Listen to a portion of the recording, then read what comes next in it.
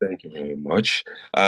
Once again, good evening, and thank you for joining tonight's session. Tonight, we are going to proceed with MIAD 803. Yesterday, we discussed about the concept of foreign policy and the concept of foreign policy analysis, the level of it's being analyzed, and the origin of foreign policy and the likes. So tonight,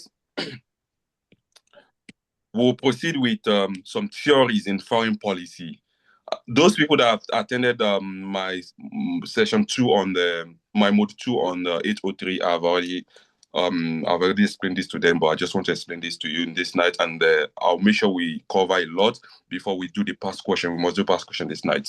So tonight we want to talk about some theories in foreign policy, and the first theory we will talk about is realism. Realism. Realism. You've been hearing the realism, idealism, constructivism, and the likes. Prospect theory.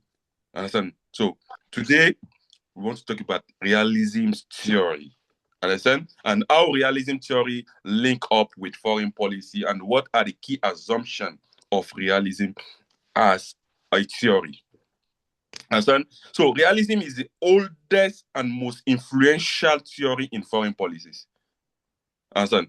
Like in international relations studies, realism is the oldest and most influential. You understand? So it is grounded with the belief that it has three core beliefs. Understand? Three core beliefs. Realism has three core beliefs. With the belief of realism, you can pitch out who exactly is which leader fall into this, or how a leader think. So if you know the belief or the assumption of each of the theory, you can pitch out the action of each leader, how this leader is behaving or how this leader is behaving. So the number one core belief of realism is that international system is anarchic in nature. Understand? International system is anarchic in nature. When we say international system is anarchic in nature, is that there is no central authority that exists over other countries. Let me give you an example, for instance now. Africa has 54 countries, right? If I'm not wrong, Africa has 54 countries. But is there one president that is governing the whole 54 countries of Africa? No.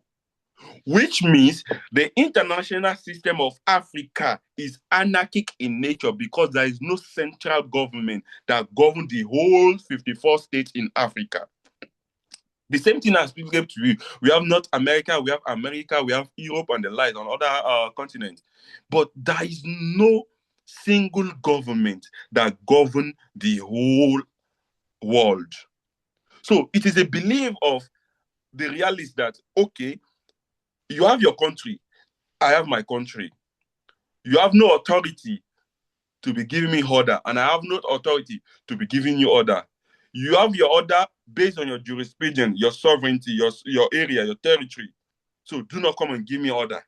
So since there is no central authority, they believe the world is anarchic in nature.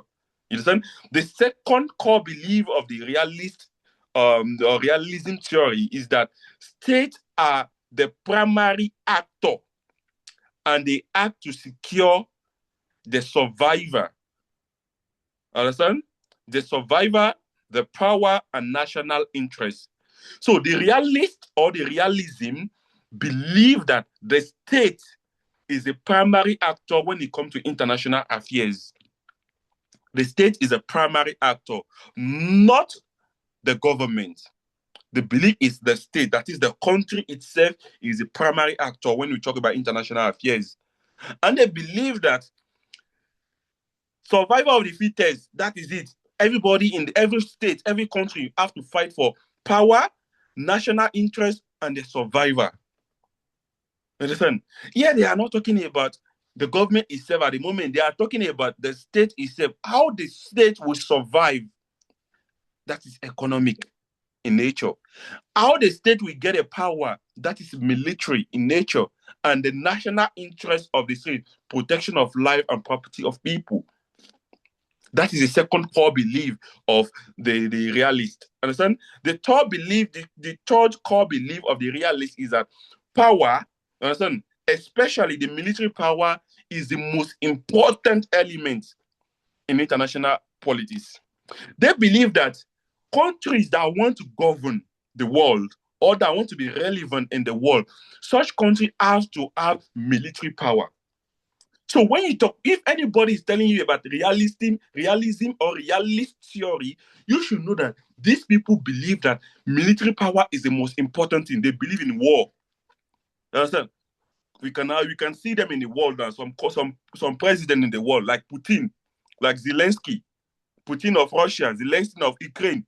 You understand? Kim Jong-un of North Korea. So this leader, they believe that military power is very important. That is why they are ready for war at any time. Because military power gives them more relevance. Understand? Some country doesn't lay much emphasis on military power, but as a realist theory or realist how do you call politician, you must believe that military power is the most powerful currency you can put in international policies. You understand? So they believe, in short, realists believe that conflict is inevitable. Understand? Because states cannot fully trust one another. Nigeria cannot trust Togo. Togo cannot trust Ghana. Ghana cannot trust Cote d'Ivoire. The way Ukraine cannot trust Russia. Russia also cannot trust Ukraine. America cannot trust China. China cannot trust America. That is the belief of realists. We cannot trust each other and we can fight at any time. Let me put it in a family setting. In our house, husband and wife will fight. There is no way they will fight. If husband and wife are not fighting, maybe they are lying to each other, but there is no way they will not fight. That is the realist theory that conflict is inevitable. We must fight. Even if we are neighbor, we must fight. That is the core assumption of the realist theory. Am I communicating, please? Yes. Let me proceed, please. Now, the assumption of realism. What do they assume? Understand? When you say a leader is realist in his way of thinking, what do they assume? Understand? Number one, anarchy and self-help. Anarchy and self-help. So, I've mentioned that they believe that there is no central government that governs the whole world. So, the world is anarchic in nature. I'll give you an example of Africa. We have 54 countries, and no central government governs all the whole 54 countries in Africa. So, since no central government governs the whole countries in Africa, that means that states must look for help themselves, survivor of the fittest.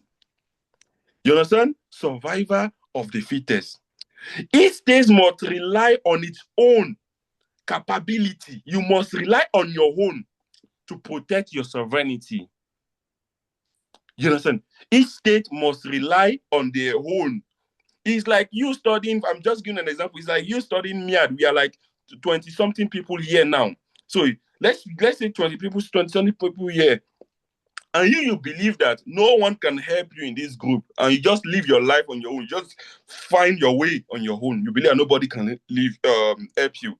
That is a belief of the realist that nobody can help you. Nobody can protect your sovereignty. You must protect yourself, and the world is anarchic in nature. That is the first assumption. Understand? They are not like country that any problem they will be seeking external help. They'll be calling on America, they'll be calling on China, they'll be calling on another country to help them. They are not like that. They believe that they must help themselves, that nobody can come in. You understand? That's the first belief. That's the first assumption, rather. The second assumption is that state is known as a rational actor. Yeah, when we talk about state, we are not talking about Lagos State, we are not talking about Sun State, we are not talking about Kwara State, we are talking about the country. They believe that the country is a rational actor. Understand? They believe that the country is a rational. So they assume that state must calculate, the country must calculate like the country must do a SWOT analysis. Let me just put it like that. SWOT analysis, those people that do economics, you will know that. So it's like you calculate your strength, your weaknesses, your opportunity, and your threats. So state must calculate, because state is fighting for national interest. So the state must calculate possible threats and possible opportunities. You understand? So they are not talking about how the state will do it, but they are talking about how the state must calculate if there is any threat. If a president sends wahala somewhere, that means that he must find all means through the military power we mentioned to defend the threat, to stop the threat. You understand? So you must calculate the threat and the opportunity in the international system.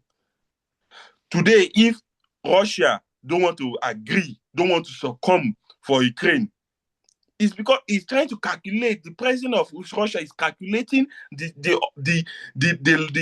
threat that will come in, because he believes that if he lets Ukraine to be going on its own, NATO will set up military base beside Russia, and with the military base in Russia, they can be seeing anything that is happening in Russia. That is danger. That is threat. You understand? That is threat. So state must calculate threat and opportunity. Opportunity is that Russia must maintain Ukraine. Even if they have to be fighting to the end of time, Russia must maintain Ukraine. Understand? So that NATO will not set up military base in that area. You understand? Why the third assumption of the realist is that national interest is very important. Understand? So they are primarily guided by the national interest. Understand? So the national interest is security and power. Understand? Protection of life and property. So national interest is very important. We must have our national. I've already explained national interest in one of our courses. So national interest is the interest of the country. What is the interest of the country? What is your own interest studying MIAD? So the interest of the country should be the primary focus after the military power. You understand? Why the last one is a security dilemma. Security dilemma. Security dilemma means that once America senses that another country is having more military equipment, they will think that there is problem. They will think that the person, that country want to attack them. Why did they attack Saddam Hussein? In MIAD 805. They sense that Saddam Hussein is having weapon of mass destruction, and they see that one as a threat. This person. So they see that one as a threat. So country must analyze. There is security dilemma in the world. Today, if America senses that China, or how do you call it, Nigeria? Let me take Nigeria. Nigeria is having nuclear weapon. There was a time they said some researcher in Ahmadu Bello University that they were building nuclear weapons. Some people were building nuclear weapons. I saw it online like that they were building, but they have to stop them. They send people from United Nations to come and stop them. So there is security dilemma. Everybody's afraid. Once a country acquire military power like this, other countries will be afraid. What happened? I think is Iraq. Is it Iraq? What is the country which country bombarded Israel in September? There was a country that bombarded Israel in September. Which country is that? Iran. Is Iran? Thank you very much. Iran. They underestimated Iran. Israel was saying that Iran get some nuclear weapon. They didn't want Iran to get that nuclear weapon. Iran and Israel, they are like neighbors. Understand now? They are not far from each other. But they underestimated Iran. But the way Iran bombarded them, it surprised the whole world. You understand? So there is a security dilemma in the world that when they see that a country is having like weapons, they will be afraid. So if you are spending too much of money, if you're under budget, you are putting too much money on military security, is going to be a concern on other countries. You understand? So this is about the assumption of realism. Am I communicating? Am I communicating, please? Yes, Yes. yes, Can I proceed? Yes. yes. Very much. Now, realism in foreign policy. You understand? You already know the assumption of realism. You know the belief of realism. Now, realism in foreign policy now. How do you detect realism in foreign policy? You understand? Realism in foreign policy explain why states build strong military power. Realism will tell you why countries acquire more military power. Understand? I think late September, China was doing a military parade, and they sent a warning to the whole world. They said the leader said China will not attack any country first. China will not attack any country first. But if any country attack China first, they are going to feel it severely. Listen, so the realism will explain to you why is it that China is showing the whole world their military power. You understand? That's the first thing. The second thing is that alliances shift based on interest.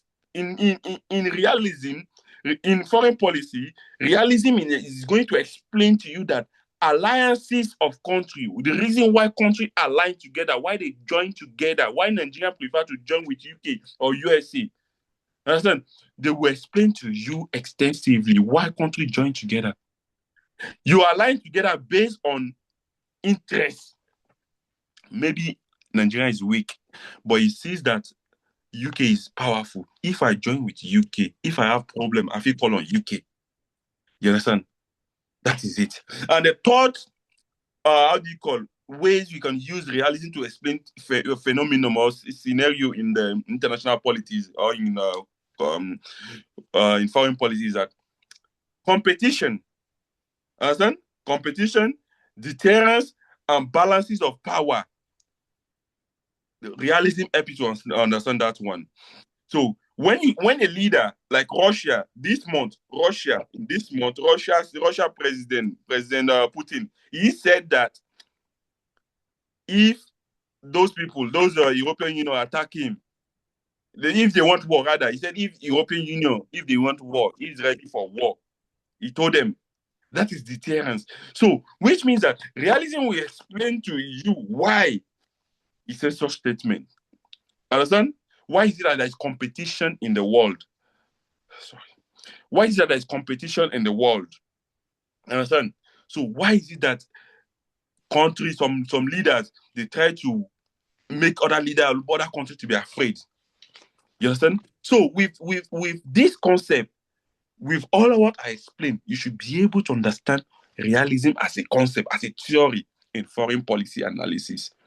You understand? I'll proceed. I said we don't have the time. I'll proceed to the second theory. If you have questions, you just raise your hand. I will just keep short and you answer your question. Yeah. So the second theory is liberalism. Liberalism. Okay. Oluwatoyin Akintunde has a question. You can ask your question. Yeah, thank you. Sorry, I joined the class quite late. Please, maybe can you please a bit summarize the realism theory? I'm sorry, everyone, to drag us back. Thank you very much. No problem. We are here to learn, but I will let someone else to reply the answer, to give you an answer rather.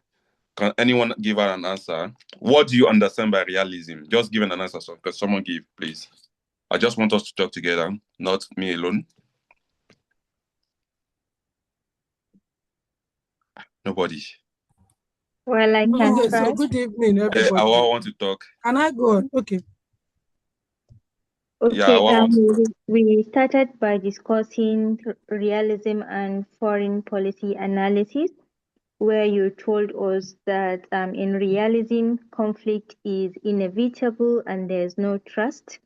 And there are three beliefs in realism, which constitutes international system is anarchic, states are primary actors, and survival is the main state's behavior. While the third one is power and national interests are the central concept.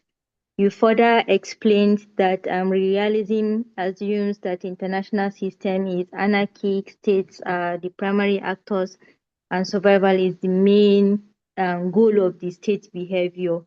Then there are key assumptions you explained, which includes the anarchy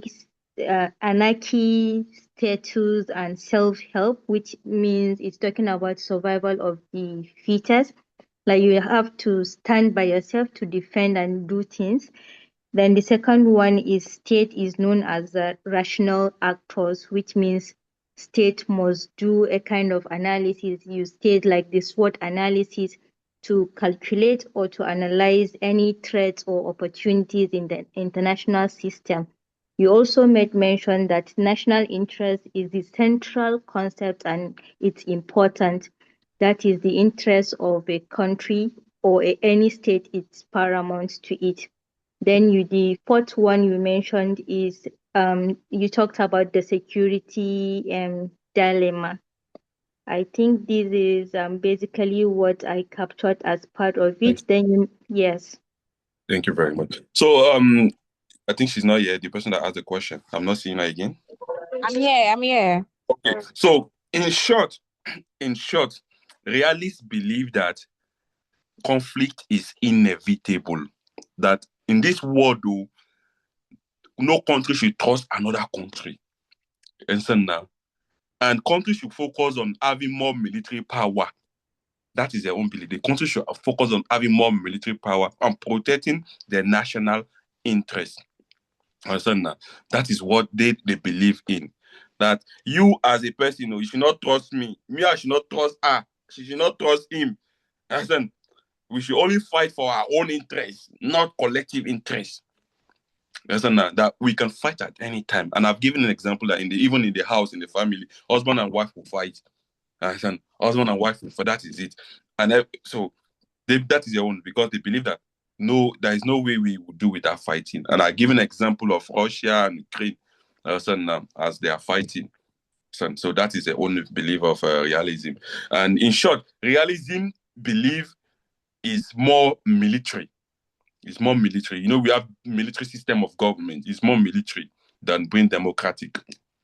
So now, that is the additional thing I want to add to it now. Now, liberalism is the second theory. Liberalism. Liberalism. Liberalism. Liberalism.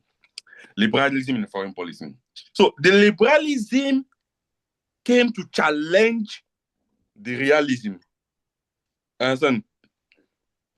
They came to challenge realism by arguing that peaceful cooperation is possible among states. I told you that realism, they say that now wahala, now fight for fight. If you slap me, I slap you. But liberalism is saying that even if you slap me, we feel negotiate and we talk. Please, I am so sorry. I need a clarification on this. In contemporary world politics, we have realism and idealism there too. Is it the same thing? Explain that. Or they are different? Can you repeat it? He said in contemporary world politics, we have realism and idealism. Right? Idealism, yes, idealism. So I'm asking now that are they the same? Yeah, the idealism are the same concept, are the same school of thought with the liberalism. So some places you might be seeing idealism, but if you don't see realism and idealism, they are one and opposite. So idealism share the same school of thought with the liberalism. They don't focus on the military part. So now, you see currently, yesterday, the Nigerian foreign minister, Ambassador Yusuf Toga, he went to Burkina Faso, right? Because Burkina Faso owed our soldiers. Our soldiers were flying. They went to go and align in Burkina Faso territory due to technical issue. So, and the soldiers in Burkina Faso captured them. But our ambassador, what he went to go and do? He went to Burkina Faso for cooperation. That we know that we've offended you people. We're supposed not to land in your territory. Please release our soldiers. That is the belief of liberalism. You understand that? They believe that there should be possible cooperation among nations, among states. Understand? And it has four core how do you call belief. Understand? It believes that the role of international organization must be established. That is why you will have United Nations organization, you have ECOWAS, you have African Union, you have NATO, you have European Union, all these international organizations. This liberalism believe that we did not establish them as a figure holding. We establish them as a mediation in case there is problem in the world. They can come in for cooperation and negotiation. Understand? Number two, international law. The influence of international law. You will know that realism tells us that the world is anarchy in nature. Anarchy means that a place whereby there is no central government. And when there is no central government, there is no central law. When there is no central law, everybody behaves the way it behaves. But liberalism is telling us that international law must exist. With international law, everybody will know what it should do and what not it should do. My voice bad. I don't know what you should do and what not to do. So now look at how it is now. They are telling some countries that they should not acquire nuclear weapon or weapon of mass destruction. They should not acquire it. That's international law. They believe that if all countries acquire it, one day countries just stand up and attack another country, and there's going to be another third world war. So they give a law. No country should have some country rather should not have the nuclear weapon. Understand? So that means there is international. There are laws governing all nations of the world that make them to calm down. If you want to misbehave, this law will ask you to calm down. That is why you will see there is sanction. They give sanction to some countries. Like ECOWAS giving sanction to Benin Republic. Sorry, ECOWAS giving sanction to Mali, Niger, and Burkina Faso because of the military coup that happened there. That means there is international law that is existing. You understand? The number three belief is that there is power of economy interdependence. Power of economic interdependence. They believe that countries that do business together should not fight. Like me, I do business with you. I ask you to pay money, you pay money, you join my class. So we should not be fighting. That is the belief. China and Nigeria, they are doing business together. They should not be fighting. So far as I depend on you for something and you depend on me for something, we should not be fighting. The power of economic interdependence. That is, no country can survive on its own. You will remember that realism believes that I can do it on my own now. That is realism. But liberalism is telling that I cannot do it on my own. No, I must depend on another person. Even if I have oil, I have food oil, I need to depend on another country for another thing. Understand? Why the fourth belief is that the impact of domestic actors. Understand? They believe that the realism says that it's the state, the country, that is a primary actor. But this one says that domestic actors should be involved. That is why you have NGOs, you have pressure group, you have civil society, you have interest group.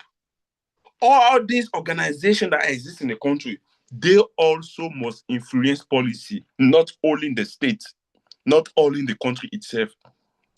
For liberalism, or for liberal, foreign policy is shaped not by only military power, but also by law, norms, economic interest, and moral view. Understand? So the liberal, they explain. Sorry, my battery is low. I didn't charge my phone.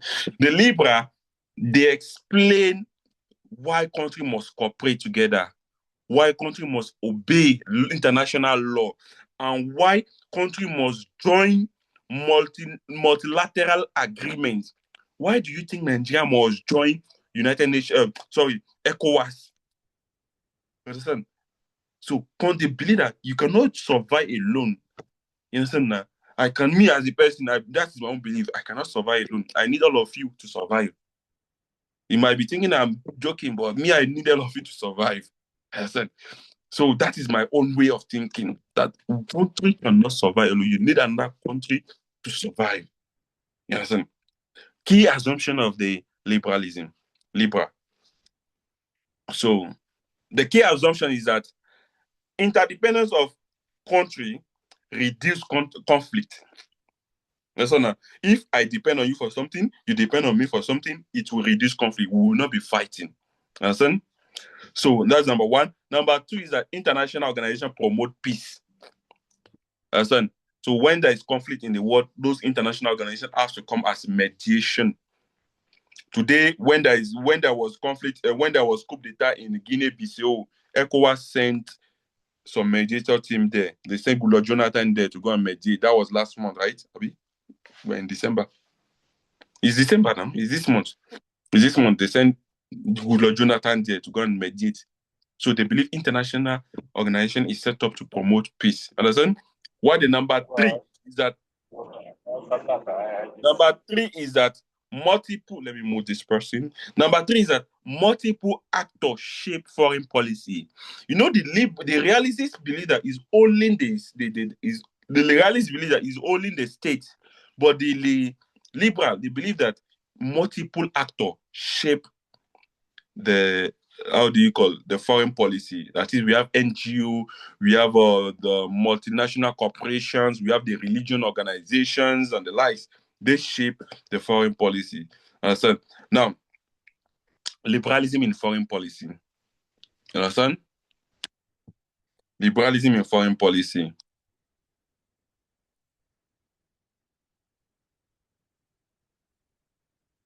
So, in short, liberalism in foreign policy is that there should be cooperation. Understand? There should be there should be cooperation and shared prosperity. Understand? Now, we must cooperate together in order to move forward. No country can live alone. No country can build itself alone. You must cooperate with another country to be able to grow up. Understand that? And they also believe in mediation. Understand? So in like ECOWAS, like this, ECOWAS always send mediation team. And so in case there is any problem, ECOWAS. Yesterday, as I said, our ambassador, Yusuf Toga, ambassador, the Minister of Foreign Affairs, Minister of Foreign Affairs in Nigeria, he went to Burkina Faso, understand now, for diplomatic talk. That is a belief of Libra. I know some people in Twitter are insulting him that Nigeria is going to go and beg Burkina Faso, a small country. But it's not about begging Burkina Faso. Understand? It's about promoting cooperation and peace. And so if Nigeria wants to fight Burkina Faso, we can win. But why do we fight if we can still talk with ourselves? You understand now? So people against APC, although I'm not APC, but people against APC, they are saying, why would Tinubu send the minister to go and beg Ibrahim Traore of Burkina Faso? Why? But people we that are studying this course, we should understand why President Tinubu will send Ambassador Yusuf Toga to go and beg President Ibrahim Traore of Burkina Faso, because we want peace, we want cooperation, we want negotiation. Understand now? So this is about liberalism. Understand? We don't have the time, as we do past question. I'll proceed, please. The third concept is constructivism. Okay, Oluwatoyin has a question again. That's good. I love it. Ask your question. All right. Yeah. So I want to ask, in the case of Tinubu sending the foreign minister to Burkina Faso. To Burkina Faso. So assuming that looking at the realism theory, so it would have turned out to be that we also deploy our military might. Is that right? So for if it's realism theory, maybe we don't send soldiers there to go and fight them. You understand now? All right. But we don't want to fight them. Because we don't want to fight them, that is why we send somebody there to go and talk with them. All right. Okay. And as we talk with them now, they are ready to release our soldiers. They said they promised to release our soldiers. You understand? So you don't need to fight. Sometimes they have already released the soldiers.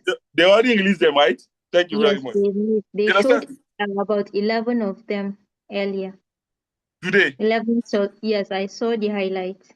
I didn't even read the news today. I intend to read the news at night. So imagine you went there yesterday to go and negotiate, to go and talk, and today they release them. So imagine that we send bomb to Burkina Faso. Just imagine we send bomb to Burkina Faso.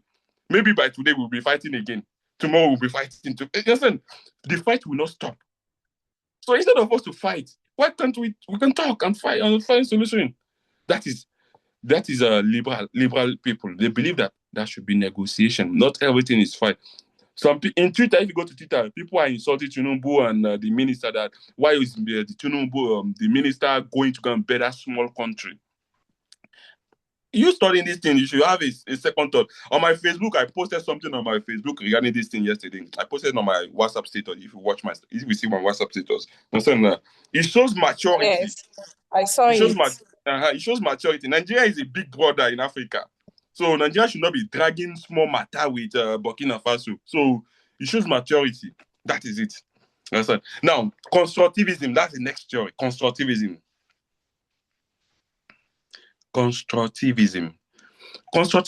this one focuses on the power of ideas, identity, beliefs, norms, and social interaction in shaping foreign policy. It believes on it focuses on the power of ideas, belief, identity, and social interaction in shaping foreign policy.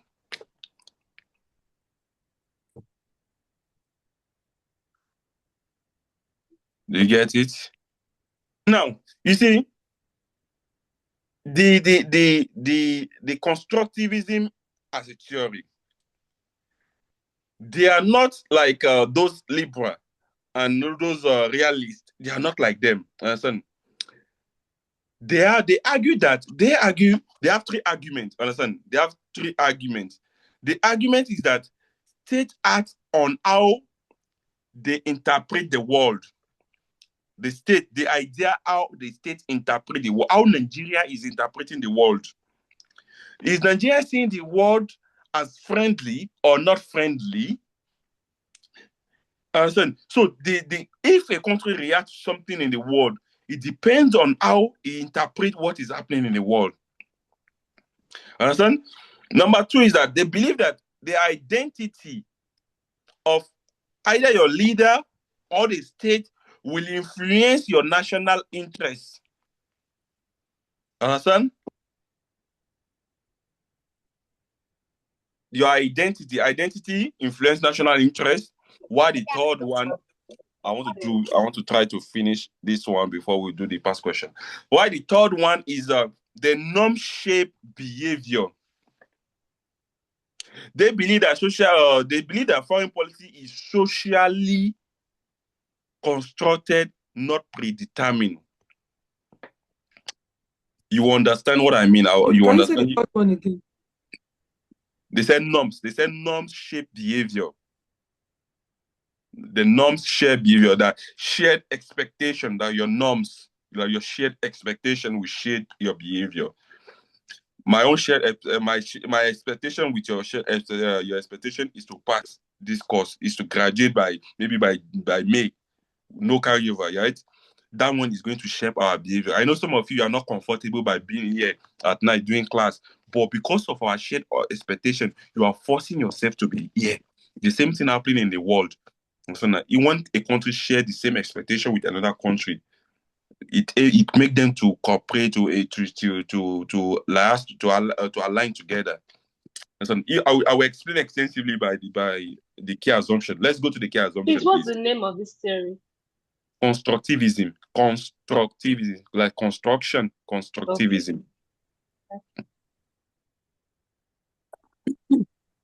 Mr. Akanji, please, before you proceed, good evening. Good evening, ma. I just want to ask something. So does that mean according to constructivism theory, you don't believe in power or something? They don't normally focus on power and like a corporation like that, but they says that the power, either you talk about power, either you talk about corporation, the national identity, or how you see the world will determine how you will react. How Russia see Ukraine determine how Russia is reacting currently. If Russia sees Ukraine as a brother, they will not be bombarding Ukraine. That's their beliefs. So that is how Israel is seeing Palestine will determine how Palestine will be, how Israel is reacting to Palestine. You understand now? So a country, they believe that a country reacts based on how it is interpreting what is happening in the world. So today Palestine is fighting with Israel. So if Israel see tomorrow that Palestine is his brother, they will not be fighting. You understand now? But it's because he's seeing that Palestine is not his brother at the moment. That is why they are fighting. So that is it. Let me proceed now. Here, assumption. Okay. Ask your question, Titi. Yeah, Titi want to ask a question. She's not answering the question again.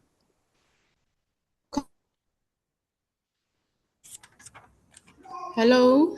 Yeah, hi. You can ask your question. Okay, so can we say the construction? Not construction. Constructivism. Can we say it's all about individual perception? Constructivism helps us to explain why a nation, a state behave the way they behave, beyond the power and the institution. You know, realism talk about power. Liberalism talk about institutions or international organizations. But constructivism tell us that constructivism is now explaining to us why the state behave the way they behave. Now, husband and wife, they fight. Understand now? So constructivism is going to explain to you that why is the husband not eating in the house and eating outside? You understand?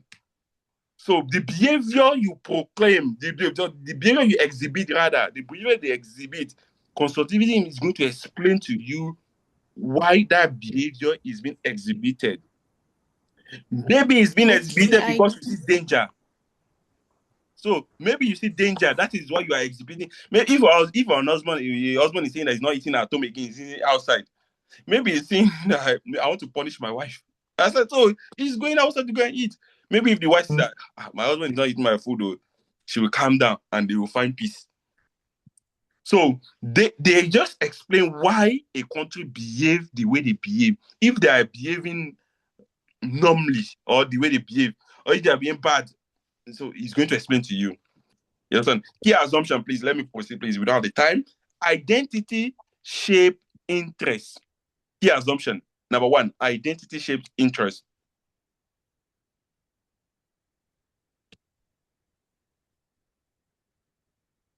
A state foreign policies reflect how it sees itself.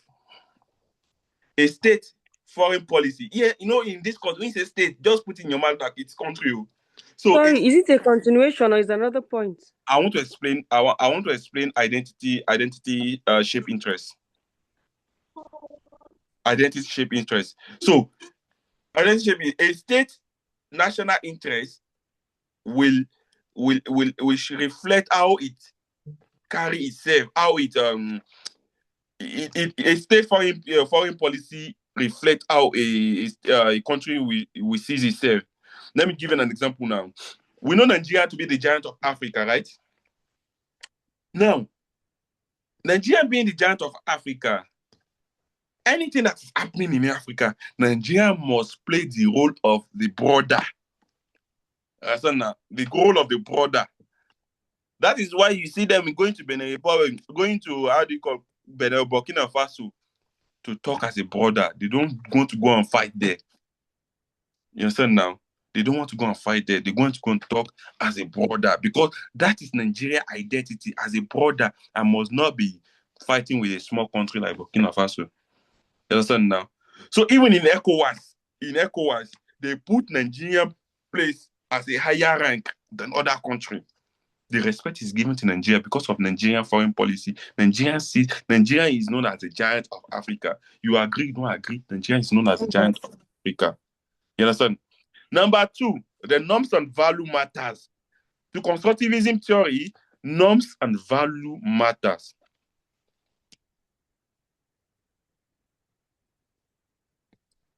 So, when I was in my class last time on this one, I gave an example of Palestine. You see, more countries, I can say 99% of countries in Africa support Palestine. They against Israel. 99% of countries. Do you know why they support Palestine? Can anyone, those people that attend my class can explain that one. Can anyone explain why they support Palestine? Why 99% of countries in Africa support Palestine? Nobody? I think for humanity. But it's not for humanity. If it's humanity, European country are more humane than African country. Okay. That's not. If it's for humanity, European country are more humane than I think because they have faced similar issue about oppression, so they feel like it's an experience thing. I've been there, so I understand how it is. Thank you very much. You see, all countries in Africa have this policy of anti-colonialism. We all passed through colonial masters. Some people were under the shack of British. Some were under the shack of the Portuguese. Some were under the shack of the French. So because we were colonized for many years, like Nigeria now, 1914 was our amalgamation to 1960 to our independence. But before 1914, the British were still in Nigeria. We just did the amalgamation in 1914. Understand? So they believe that Nigeria as a country believe that should not be another country must not take another country as slave. So for that reason, they support Palestine, that Israel must not take Palestine as a slave. I don't know whether this explanation. So the norms and the value, the norms of a country. There are some policy the country, like Nigeria supporting South Africa during the apartheid era. We all heard about it. There was a time South Africa was in an apartheid era whereby the whites in the South Africa believe that they are more powerful than the black. They don't attend the same school. If you are white, you must not. If you are black, you must not attend the school that the whites attend. You must not go to the same hospital, the same supermarket. You must not go to the same football pitch with them. Listen, but when they were fighting and Nelson Mandela was fighting for it, Nigeria came out for them. Listen, so that's when the country norms and the belief will determine how they will react to international policy. You understand? What the third thing I want to talk about here is perception and interpretation. Perception and interpretation shape action. You understand? So leaders react to problem differently. You can have a same problem, but you react to them differently. So when the leader sees a threat, they react to threat based on culture, history, and ideology. They react to so like Israel, for instance, now. Israel's security identity is that they believe that it is aggressive. Israel is very aggressive, understand now? Because Israel has been suffering. To be sincere, Israel has been suffering because since they create Israel till today, Israel is been fighting. So if you put yourself in the shoe of Israel, you'll be defending them because they've been fighting war since its creation till today. Since they did the Balfour Declaration, till today, Israel is fighting. So they believe that they have to be aggressive. If they are not aggressive, they are going to suffer for it. So how you see problem, how you see threat in the world matters. It's going to determine how you are going to respond to threat in the world. So they now believe that international reality is socially constructed. Some things that are happening in the world are socially constructed. And so now, which means that they are created through interaction. That interaction exists. People must interact. And so now, if we not interact and at the end of our interaction we don't agree, that means that we can bombard ourselves at the end. But there must be interaction. Some things that are happening in the world have to come through interaction. Let me proceed, please. The time is not by my side. Let me do the last. I will do the last theory, the prospect theory, and after the prospect theory, then we'll do past question. So because that's what I promised, that we stop by 8 p.m. Nigeria time for this, and we'll do past question till 9 p.m. Prospect theory. Yesterday I promised to do prospect theory. I was explaining prospect theory, so we'll talk about prospect theory this night now. Prospect theory in foreign policy. Prospect theory.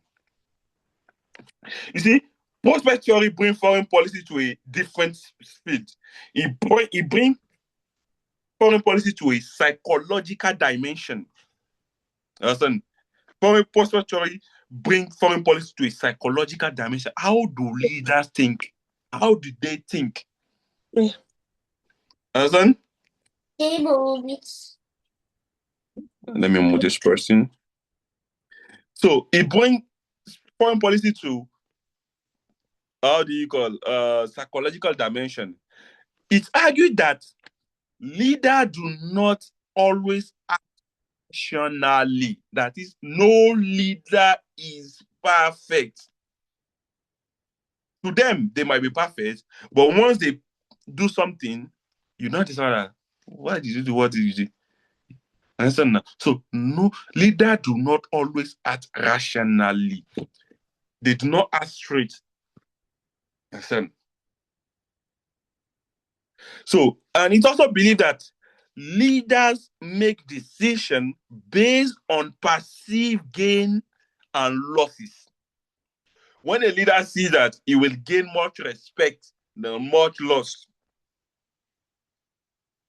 understand? They will prefer to go for the gain than to go for the loss. Understand now? And also, they believe that, to the prospect theorists, they believe that leaders often take greater risks when they feel threatened or insecure. When the leader sees danger, he will take all the risks of his life so that the danger will not affect him. Let's take the example of Ukraine and Russia in 2023.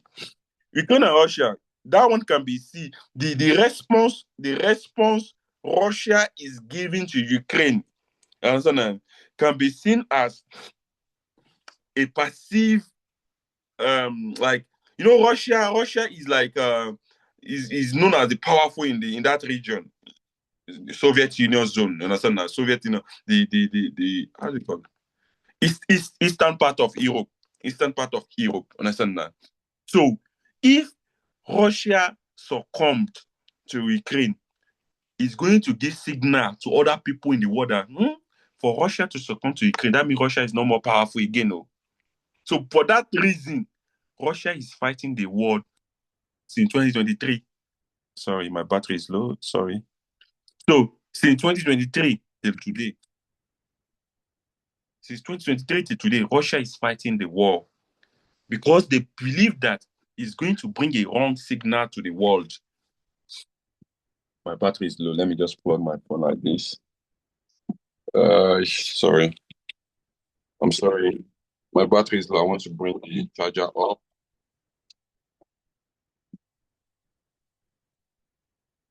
Can you see me like this? God. I don't know if it's working like this. Is it working like this? It's working, but you're kind of upside down. You are turned the screen. Is it okay like this? Anyone is fine as long as you can hear your voice. So long as we can hear your voice. Your voice is, so it's fine. It's okay. I'm sorry, I didn't charge my phone, so I forgot to charge my phone. Now, so it's okay. This theory explains why states sometimes behave unpredictably. Also, it explains why states behave sometimes unpredictably. Understand? So it is mostly focusing on emotional foreign policy decision because they believe that some leader takes decision based on their emotion. You understand that? So leader can take decision based on the emotion because here is psychology. You understand now? So as I give an example, let me give you an example again. Now, ECOWAS sent his leader to his mediation team to Niger Republic, Niger, in 2023 when Niger, there was how do you call coup d'etat in Niger, when military take over power in Niger. So ECOWAS sent soldiers there. You understand that? They sent soldiers there. So those soldiers they send, I'm very sorry. It's not soldier, the mediation team. They send a mediation team there. Listen, the mediation team they send there, they are sent if they don't send mediation team. You see, ECOWAS has all the West African countries, right? Like some of them there. But they believe that if they don't send mediation team and they lose Burkina Faso, they lost Guinea. No, Burkina Faso. What is this country called? Mali. They lost Niger. Another country in West Africa is going to do coup d'etat, and they are going to lose. And even if all of them are lost, they are losing more countries. ECOWAS is going to lose power in West Africa. So that is one of the reasons why ECOWAS is sending out mediation team. He's sending out Goodluck Jonathan to go and talk to these people. You understand? So, because Goodluck Jonathan is not an ambassador in ECOWAS, like a peace ambassador. So that's why they're sending most time to go and talk with countries to find peace. You understand now? So when they see that there is problem in a country, once an organization or a country sees, it perceives threat, it perceives opportunity, this theory explains why country act or state act unpredictably. I'm not comfortable with it. Let me off the camera. Sorry, I will off the camera because I'm charging. Sorry. Now, we'll continue. Key assumptions. If my phone is full, I will on the camera back. Key assumptions of the prospect theory. Number one key assumption is that leaders elevate decision based on perceived loss and gain. The leaders elevate decision based on perceived loss and gain. So, which means that countries avoid risk when they feel secure, but behave aggressively when they see that they are losing something important. You see, Russia is behaving aggressively, or Israel is behaving aggressively when they see that Palestine is getting momentum. So when they see, when a country, the key assumption of them is that, you see, leaders, they believe that you see the leaders, all these leaders you are seeing, either Zelensky of Ukraine or Putin of Russia or Ibrahim Traore of Burkina Faso, you see, they behave the way they behave. If you see that Ibrahim Traore of Burkina Faso hold our soldier, he has perceived maybe there is problem, there is danger coming. Maybe they want to go and bombard him. Maybe Nigerian government send our soldier to go and do a coup d'etat there. So maybe he has perceived that one. So he believe that this child believe that they behave because they have seen something, maybe a risk or an opportunity. So if it's a risk, they must act accordingly. That is why they detain our soldier in Burkina Faso, because they are perceiving danger somewhere. So as they arrest our soldier, even let's say Nigeria is preparing coup d'etat in Burkina Faso, let's say they are preparing for that one. As they arrest our soldier, is a signal also in the international system that Burkina Faso is not sleeping. No. They are also working actively on the military. So that's the number one. Number two, loss aversion. Lost like loss, LOSS, loss aversion, to avert loss. Leaders are more sensitive to losses than to equivalent gain. You see, a lot of leaders in the world avoid anything like loss. Let me. Sorry, it's not charged, but I'm not comfortable as sorry. So a lot of leaders in the world, they do all their best to not lose their influences in the world. Listen now. So psychologically, like us, like this, we don't want carryover, right? So far we don't want carryover. This theory is going to explain that fear we have in our heart if we have carryover. Listen now. The money is not the problem because it's 20,000 per course. Next year is 20,000 per course. So that money is not the problem. But the fear that you will come and write the exam again, that's that. This theory is going to explain which kind of fear you are having and why you are serious with either my revision class or with your reading or with the classes or with the assignments. Understand now? So let me just stop here for this theory and we'll proceed. It's already 9, sorry, it's 8 in Nigeria. So let's proceed with the past question and answer. But before I proceed with past question and answer, if you have question, you can ask me question. Question and answer, question. Should we proceed with past question and answer? Hello? We can proceed. Thank you very much. So let me just take out the question. I want to bring out the question out. Okay. MIAD 803. Just bear with me. I'll bring it out. If you can go to the group, to the revision group, I'll drop it there so you can be following it with me. I didn't drop the question. I'll drop the question to the revision group now, so that you can also see the question as we are talking. So it doesn't stop you from joining the class. So trying to. I drop it to the revision group. You can check the questions there, so that you can also be following.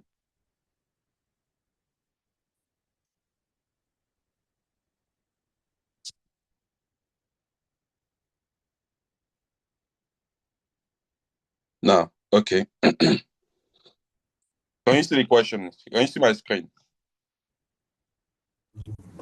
Yeah. Yes, we can see. Can you see me, or you cannot see me? We can see. You can see me. Your screen. We can see your screen. Okay, just my screen. Okay, no problem. Now, I said we will not talk about the team 1, team 2, and the 3. We'll talk about the team 3, some part of team 3. You understand now?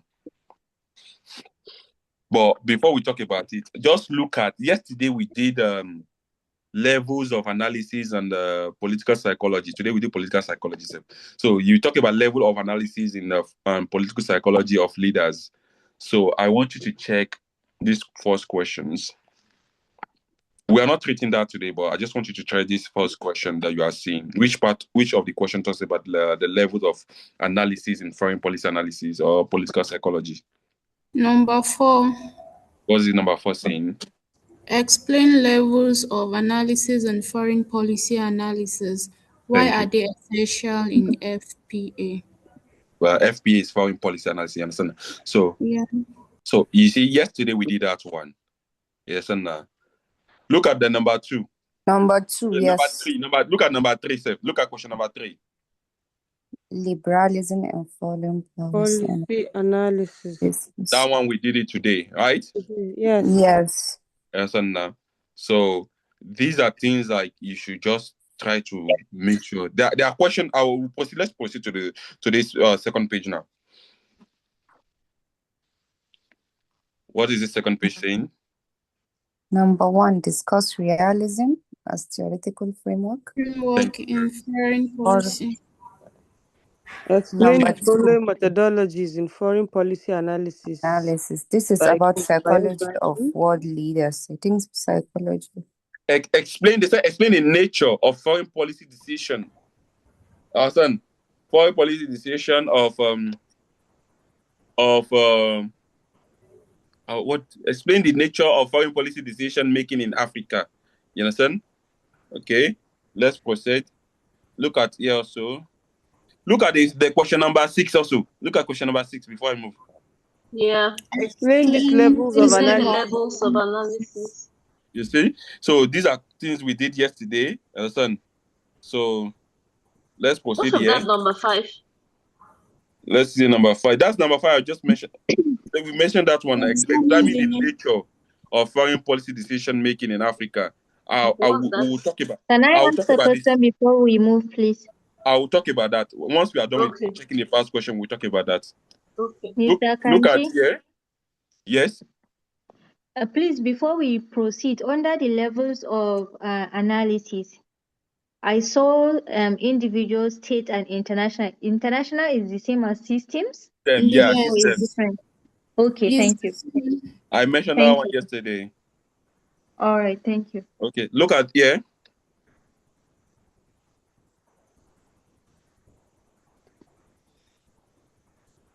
Discuss the development. Which question? Question 1. Okay. See question 3. Explain Number social 3. constructivism. Okay. That question 3 is talking about constructivism.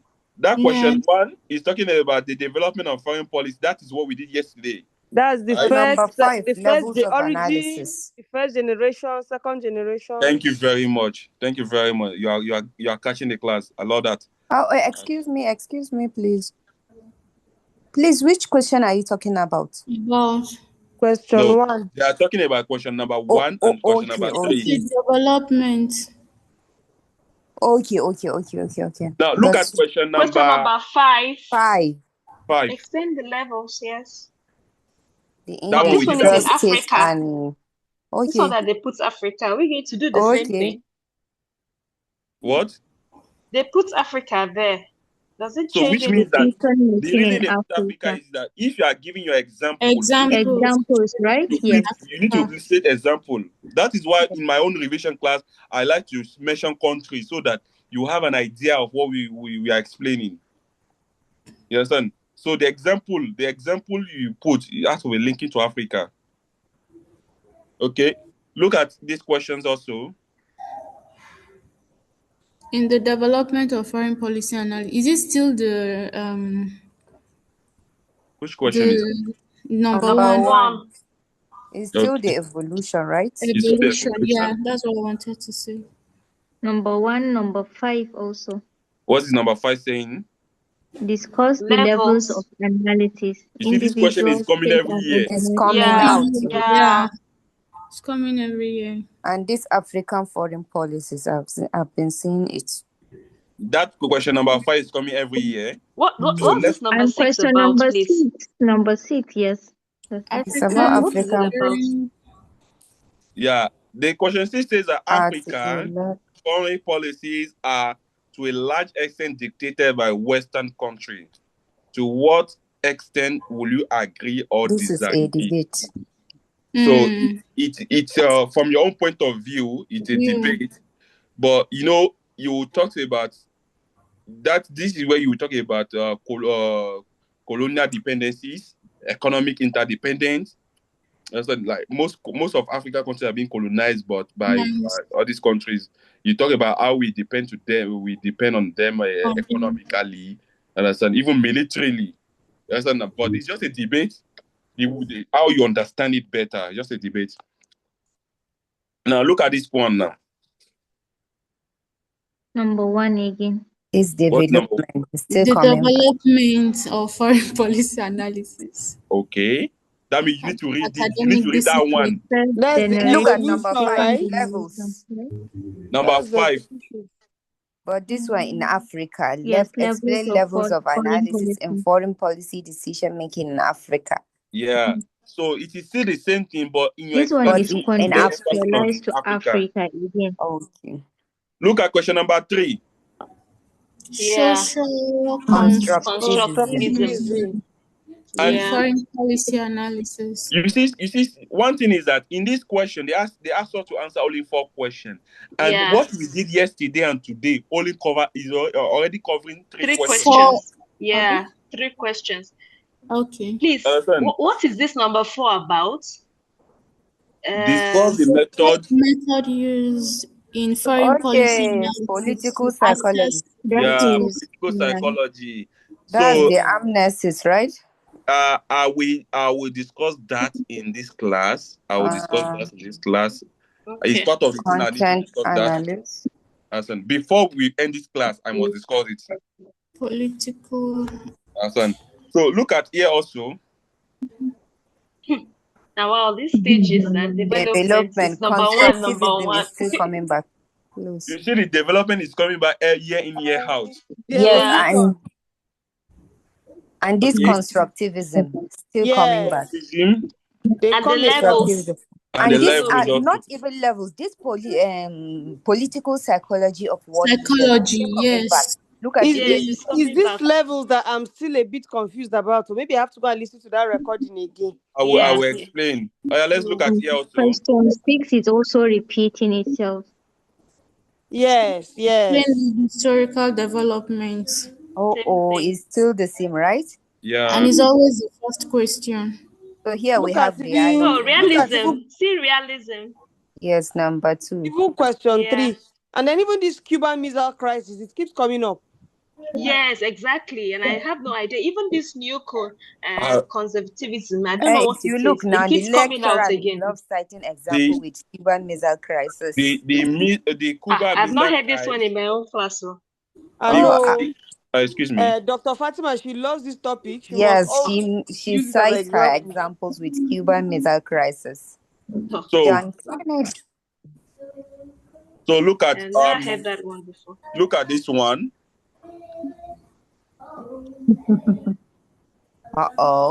Historical development.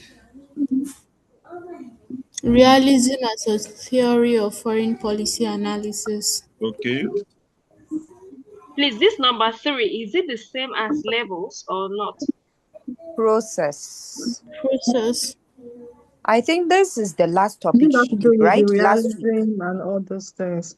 There's a processes that do with realism, idealism. Mr. Abdul. Which one? The process? Which one? Your screen has gone blank. The phone is low. Yeah, you can ask. You were asking the question now. The process. No, that's number 3. The process. I was asking. Is it the same as the levels? You said the process of and foreign policy. Yeah, they are talking about the levels of foreign policy in Africa. Now, some of them we've talked about it yesterday and we'll talk about it today. You will see that I just share you this thing for you to have an idea of how they ask them. I've shared all of you the past question and answers that I did. But you see, in the past question and answer I did, some of the things I didn't explain extensively, which I explained in the notes, while some I explained in the video. So that's why you just need to, you don't need to rely on past question and answer alone. Rely on note on the past question and answer. If you have time, watch the video. Understand now? So those topics we talked yesterday, we will not talk about it, but I'll proceed with the next thing we need to talk about now. One of the questions says, why leaders find it very hard to translate international intention effectively? Understand? Why leaders find it hard to translate intention into effective foreign policy? That's one of the questions they asked there. Another question is that they ask is critically examine the process of foreign policy decision in Africa. Understand now? So critically examine the process of foreign policy. So process how before a leader will make a law, watch which process it passed through in Africa.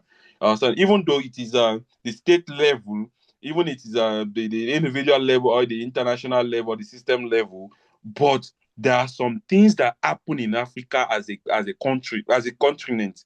Understand that? Africa as a continent, understand? Which means here you will not talk about only the individual level, the state level, the system level, but you will now break it down to the Africa level, which I will explain. Understand now? So, because we need to put African as a reality now. And that's another question they ask is that assess the political psychology of world leader.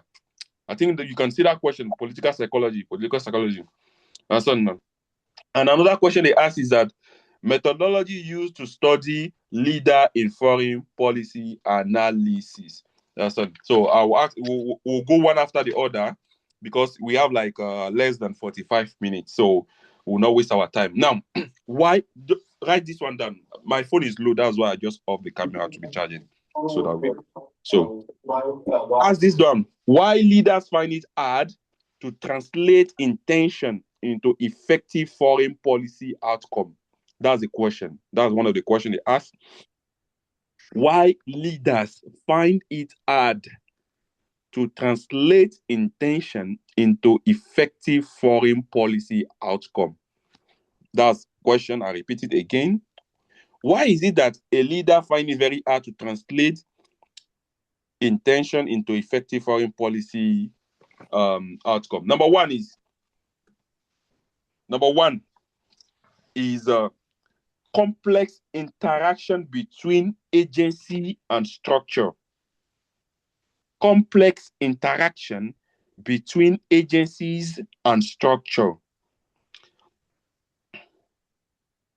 You see, before a country will make a foreign policy decision, it depends on the leader and the constraints the leader is facing. I give an example of Benin Republic. When Benin and Buhari, let me mute this person, please. Please mute yourself, please. So I give an example of Buhari. When Buhari wanted to close the border of Benin Republic, this one was in favor of the custom, but it was not in favor of the Federal Inland Revenue Department. So before the decision is going to be taken, every one of them are going to bring out the advantages and the disadvantages before the decision is going to be placed on by Buhari. So foreign policy outcome depend on both the leader interaction and contextual constraint. So the interaction that Buhari as a president is having with all these agencies involved are going to determine the kind of decision he's going to take. Listen, leader must navigate domestic institution. Buhari need to consult Federal Inland Revenue Department and they need to consult the custom. So they must navigate domestic institution and public opinion. Which one is Nigerians saying? Nigerians as a country. You know, when Buhari left, Tinubu opened the border because Nigerians were complaining. So public opinion, the opinion of the public also matters. Understand? And bureaucratic limitation. There are too much office, there are too much files. So too much office fighting each other, too much ministry or department or parastatal fighting each other to take the lead. So there are some law they will make that will favor a department and they will not be in favor of another department. You understand? So depend on how you can defend your department so that the law they will make is going to be in the favor of the department. You understand? Or international norms. So I'm just explaining the number 1 point, just the number 1 point. So the number 1 point I said is complex interaction between agency and structure. Understand now? The structure is the president. Understand? The leaders. The agencies are all the ministry, all the parastatal, all the departments. Understand? There is too much talk. You need to talk with all of them.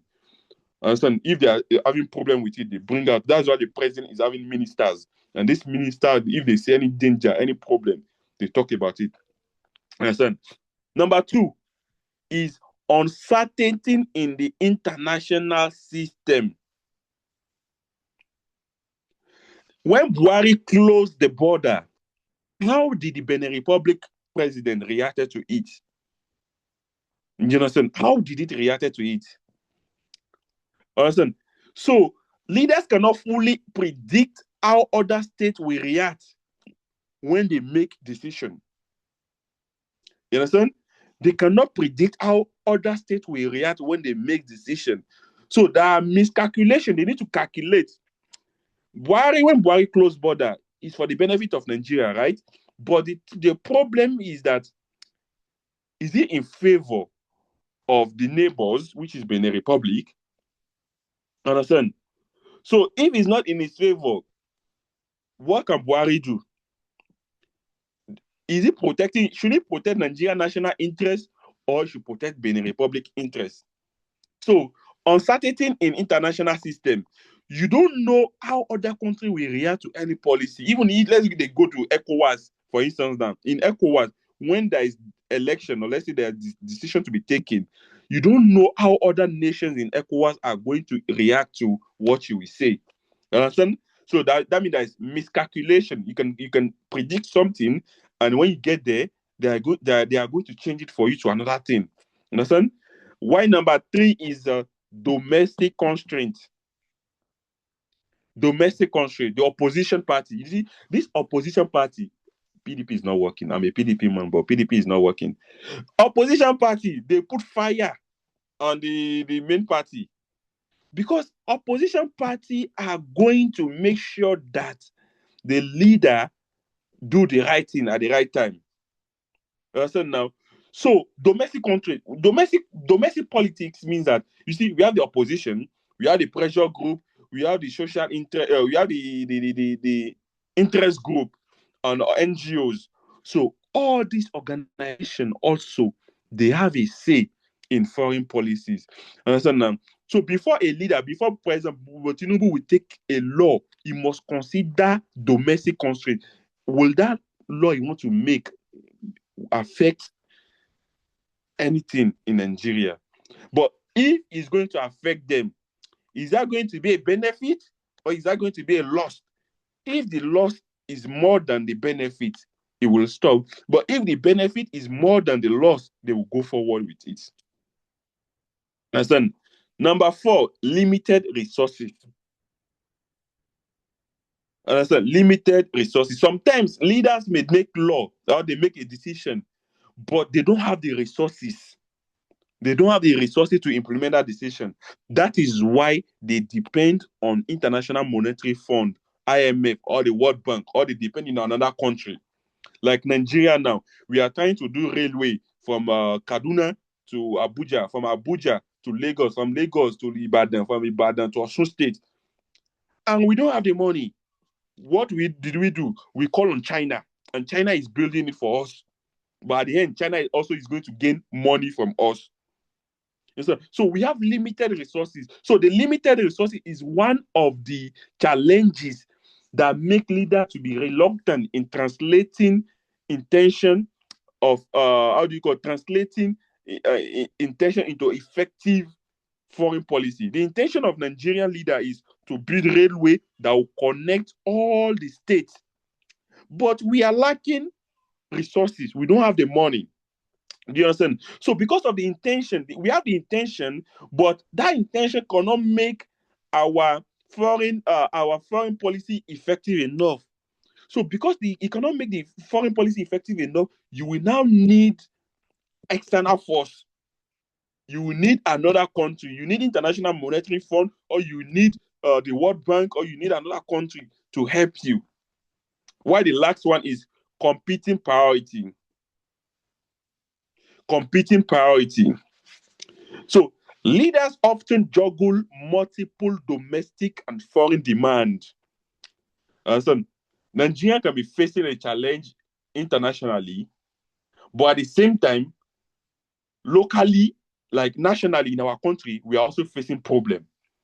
So we will not juggle between this problem we are facing, like the one to Donald Trump. Donald Trump said he's sending his military troops to us, right? So let's now examine them. Donald Trump sending military troops to us, and we are facing our own problem in Nigeria. Is Donald Trump coming to Nigeria is going to be our problem? Is going to solve our problem? So the ultimatum Trump give us to find solution is a pressure on us, and we have pressure in Sambisa Forest we have it in Borno, we have it in other region, we have it in Benue. So leaders often juggle multiple domestic and foreign demand, making it consistent policy implementation challenging. It makes it very challenging on them to know which one they should do, which decision they should take. When you are facing pressure internationally and nationally also, you are also facing pressure. So it's making it very difficult for you to know the right decision you should take. You understand? I'm sorry I cannot on my camera because of the battery low. So if you have question, you can ask question before I proceed. Can I proceed, please? Are people here? Am I the only one here? Okay, Yes, someone want to ask question. Someone want to ask You question. can proceed. I thought somebody want to ask question. I saw a hand here. Is it Titi? Oh, not me. It's not you. Okay. Now, one of the questions they ask is that critically examine the process of foreign policy decision making in Africa. They now say in Africa, the process of decision making process in Africa. You see, if you know how to maneuver yourself based on the state level, the individual level, the international level, you should be able to answer this question. You understand now? But now, I will not mention state level, I will not mention independent, I will not mention it, but I will mention in another way that reflect to our identity in Africa. Number one, let me move Ademola. So number one, you see, foreign policy in Africa, before we make law in Africa, we need to know that there is a centralized leader. Centralization of power. That is what we call centralization of power. That is, power is being centralized and personalized in some people. And who is that person? The president, the leader. So which means that for foreign policy to be done effectively in Africa, it has to pass through number one person, which is who has a centralized power, the leader. Today, you see Tinubu appointing ambassadors up and down. You see, the ambassadors he appointed, none of them can go beyond Tinubu intention, though. Which means that even if you appoint them, they must also do his wish. So the number one point is centralized leadership and personality role. That's number 1 point. Centralized leadership and personality role. This one is similar to individual level. Understand now? Because it talks about the leader. Many African states have highly personalized or centralized political system. Understand? Many African countries have highly centralized or highly personalized political system where decision making reflect the leader's view. Any decision a Nigerian leader will make is going to depend on his own personal view first before any other thing. President Muhammadu Buhari, if Muhammadu Buhari make a decision, you would know that he makes the decision that is reflecting his ideology as an ex-military officer. But if Tinubu will make a decision, he's going to show that now businessman, economist.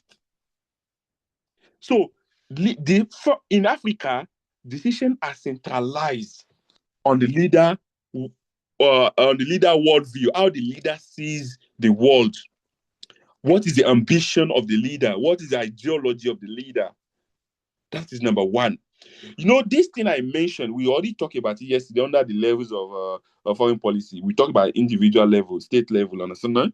But this thing I mentioned, I did not mention individual level, but I mentioned centralized leadership and personality role, stating that power in Africa is mostly centralized. There is no way a president will nominate a minister and the minister will do something against the president.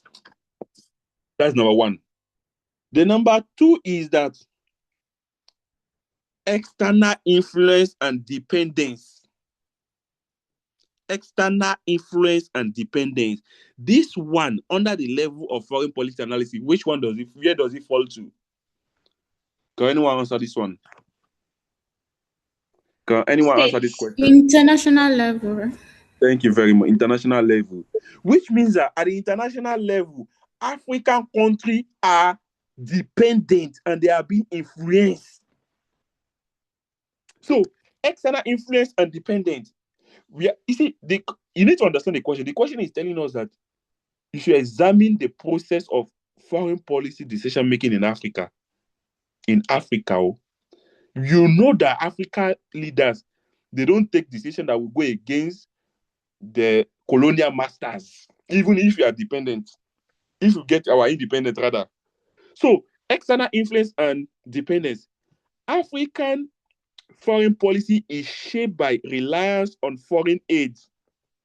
Any law we make, we rely on foreign aid. We like beggy. Let me put it like that. African countries beg a lot. We beg from these people a lot. That is why we cannot progress. We beg from them a lot. So we rely too much on foreign aid. We rely too much on international financial institutions, IMF, but World Bank. Understand? Now Nigeria is now facing the problem. Nigeria is facing is China. That's the problem we are facing currently. China is just building roads. It's just building a railway for us. We will not understand the problem until 10 years to come or 20 years to come. So, reliance on financial institutions and also influence of former colonial powers and global powers. Donald Trump is putting his mouth in our affairs. UK is putting his mouth. You see, UK is our colonial master. So, that's why they are always putting their own mouth in Nigeria matter. You understand now? Former colonial power, they are from. So most African countries, you see Cote d'Ivoire, for instance, now, Ivory Coast, they cannot take any decision that goes against France. Nigeria also cannot take any decision that goes against UK. You understand now? So, and that is happening in every part of Africa. All African nations, our decisions are being influenced by our colonial masters. You understand? So this is the second point I mentioned. I said external influence and dependence. The second point I mentioned.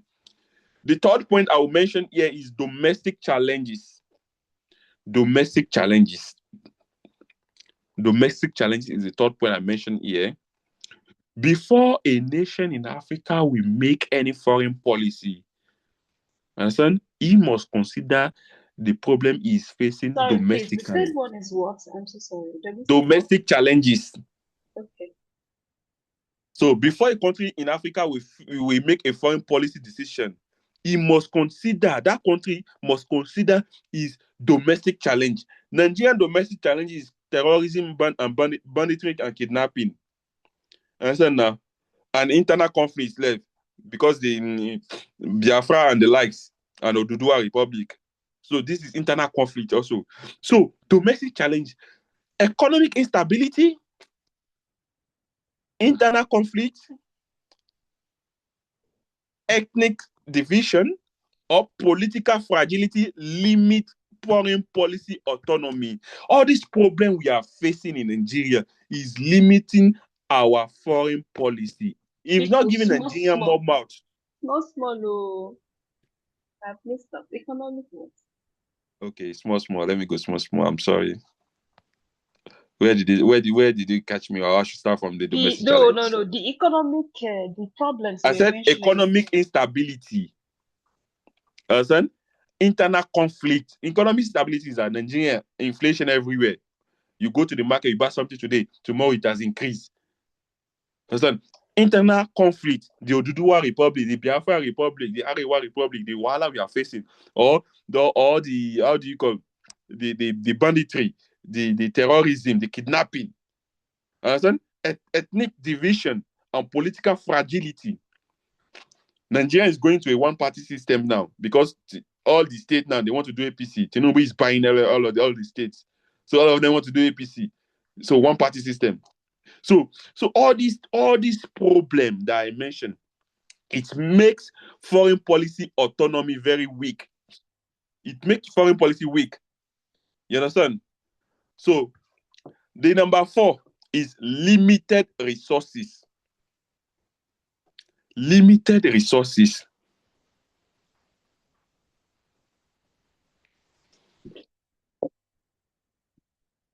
I think my phone is charged a bit. Let me on my camera again. Let me on my camera. Sorry. So limited resources. You see, Tinubu became president in 2023, if I'm not wrong, and he made appointment for his ambassador this year, 2023. He make ambassador nomination this year. In foreign policy, there is problem. Normally, in foreign policy, there is wahala. Normally, you understand now? Normally, it is believed that if he enter a year, that same year he should nominate them and they should start functioning. You understand now? But because of limited resources, there is scarcity. We call it scarcity of diplomatic function. That when we were not having ambassadors, in all countries, we were not having ambassadors because as Tinubu became president like this and he sworn in, he asked all of them to come back to Nigeria in September 2023. He asked all the ambassadors to return back to Nigeria in September 2023, and he appointed them. Is it last month or this month? I don't know. I don't forget. We are in December, right?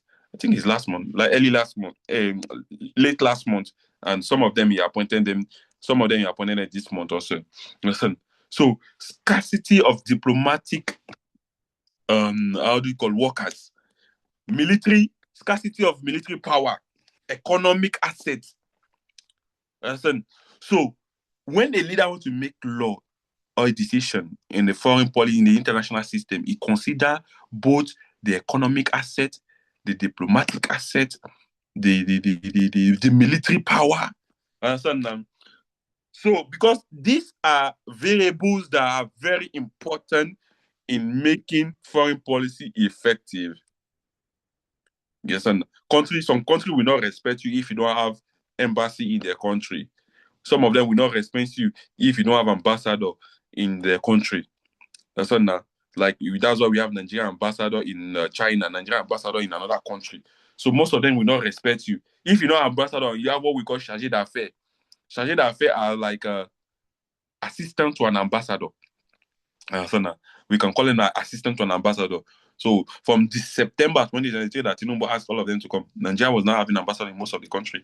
And in the international system, it has a meaning.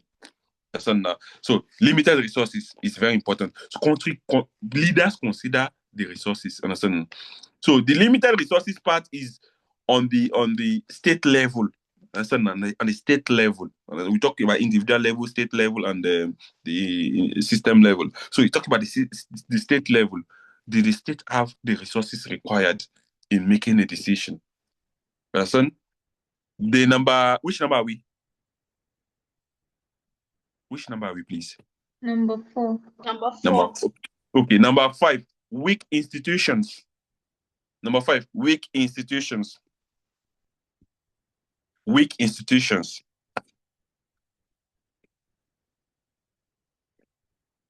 See, some people are against Tinubu appointing Reno Omokri as an ambassador, and some ex-minister or some wife of the past governor as ambassador.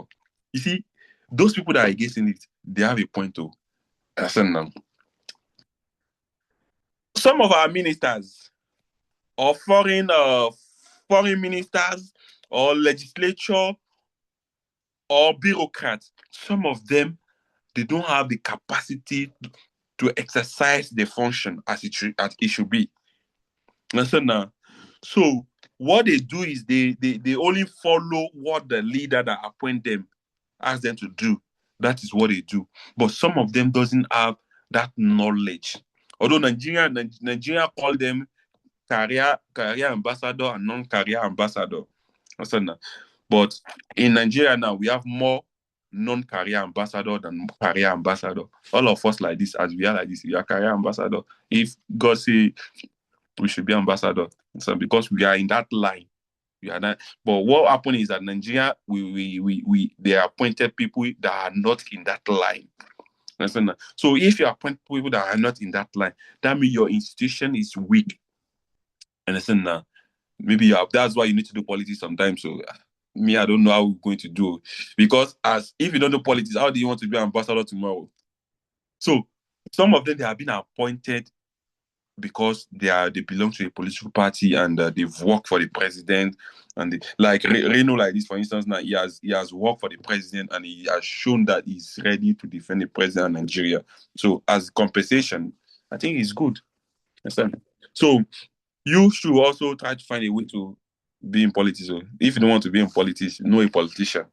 So these are the process of how the foreign policy decision is made in Africa. But if you break all these 5 things I mentioned down, you will see that it still fall under the individual, the state, and the system level.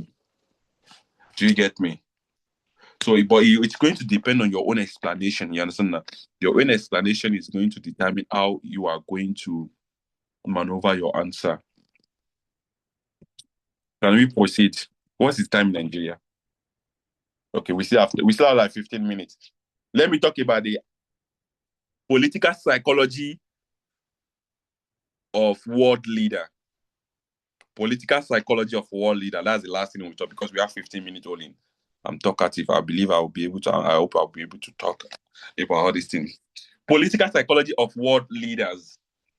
What is political psychology? So what you just have to know that political psychology helps you to highlight why leaders in identical system or identical problem adopt different solution drastically. Understand? They can give us, like all of us that we are here, they can give us a question, but the way we are going to answer to that question are going to be different. And that is the way we are thinking. Our psychological way of thinking is going to determine how we are going to answer to that question. You understand now? So political psychology seek to understand how leaders' personality or belief or psychology make influence in foreign policy behavior.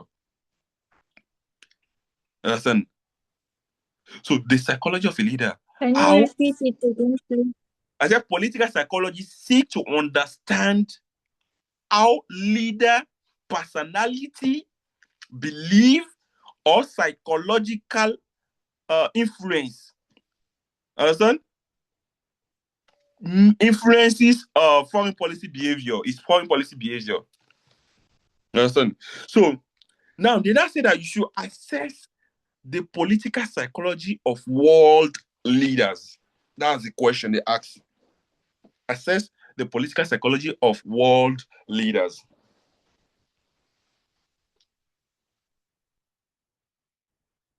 Political psychology of world leaders. Number one I have here.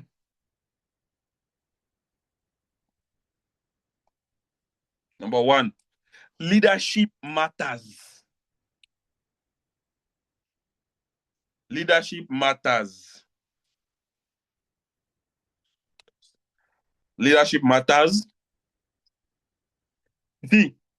A leader personal characteristics such as his ideological belief, his conviction, his emotional stability, or worldview help to shape foreign policy.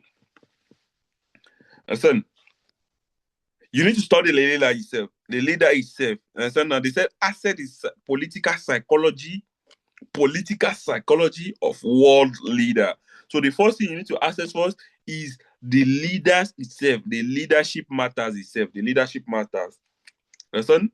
So the leadership matter is telling us that the characteristics of a leader, such as his psychological belief, his affective belief, his psychomotor belief, his conviction, his ideology, and how he viewed the world shape the foreign policy decision a leader will make.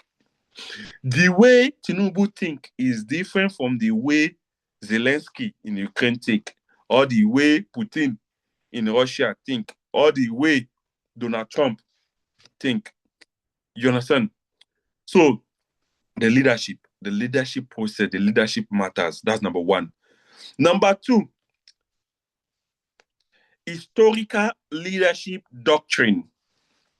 Historical leadership doctrine. Historical leadership doctrine.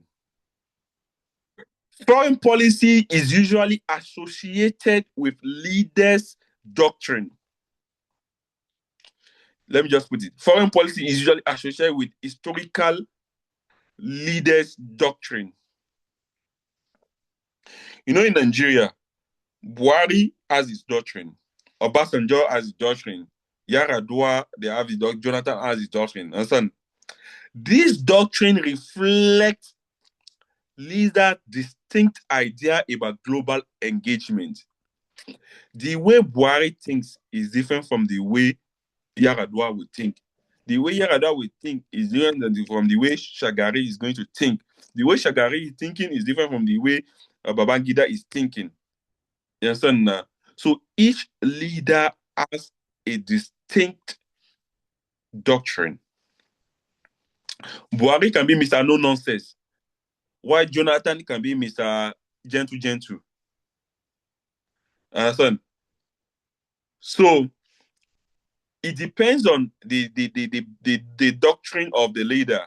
Understand? So the leadership doctrine will determine how a leader will make a foreign policy decision. Here we are talking about political psychology of world leader. Political psychology. They put politics and psychology, and we know psychology is dealing with the how do you call it? The emotions or the view or the ideology of leaders.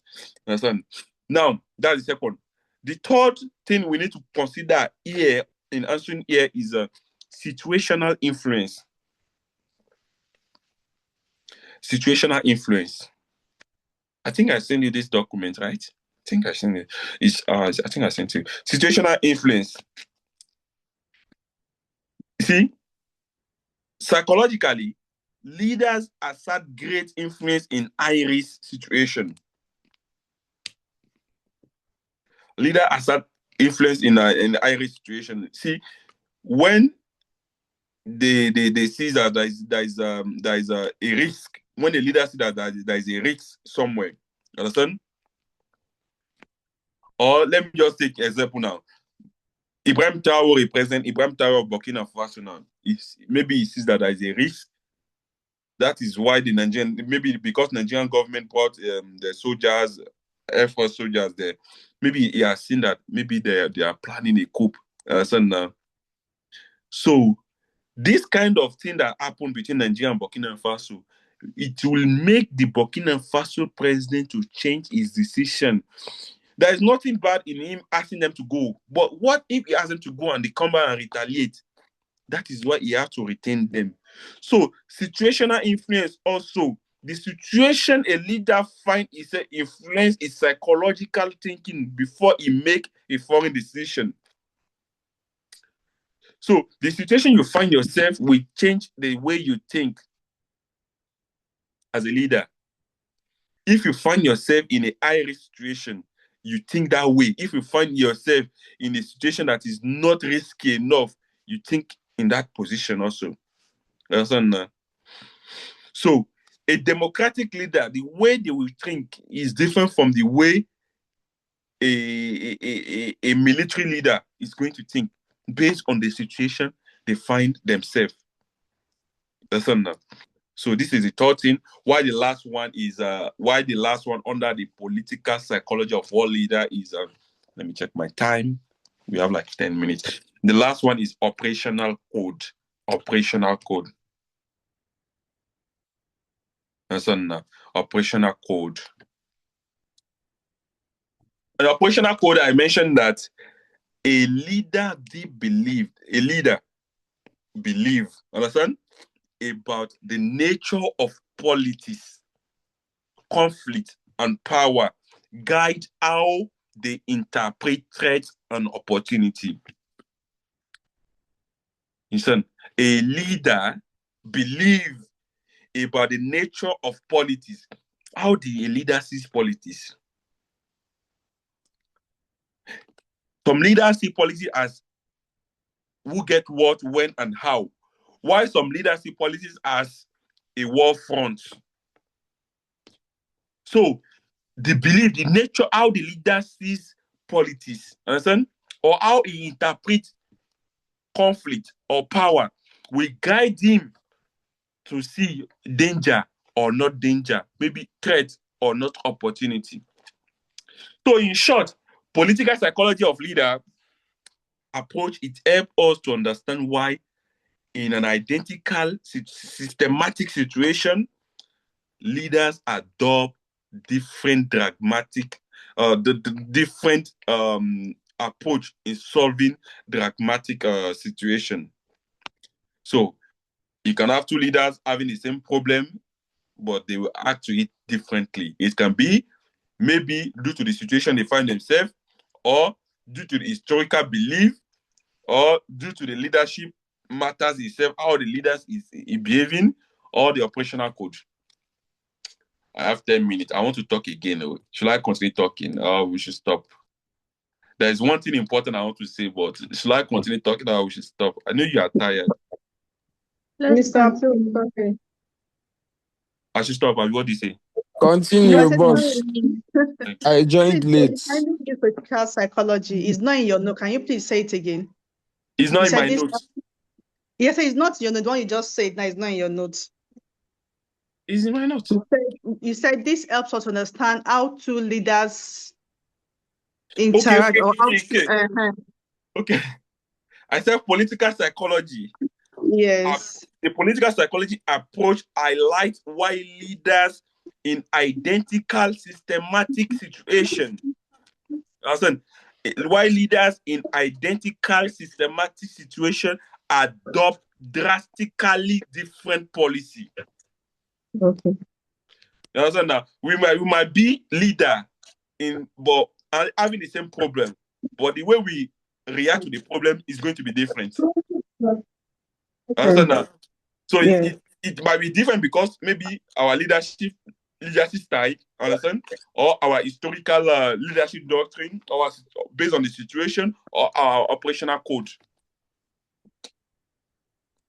Okay, thank you very much for asking that question. Yeah.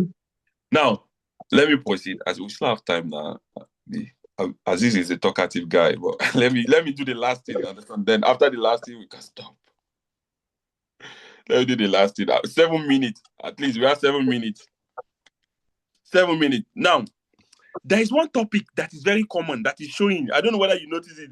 They said content analysis, analysis, psychobiography. Let me share the question, please. Let me share the question. It's very common. You people did not notice that. Let me share. Analysis. Yeah. Analysis. Yeah. Who is sending me a message? Let me stop sharing my screen. Let me check it first. Who is sending me? Okay. Sorry, I want to share my screen.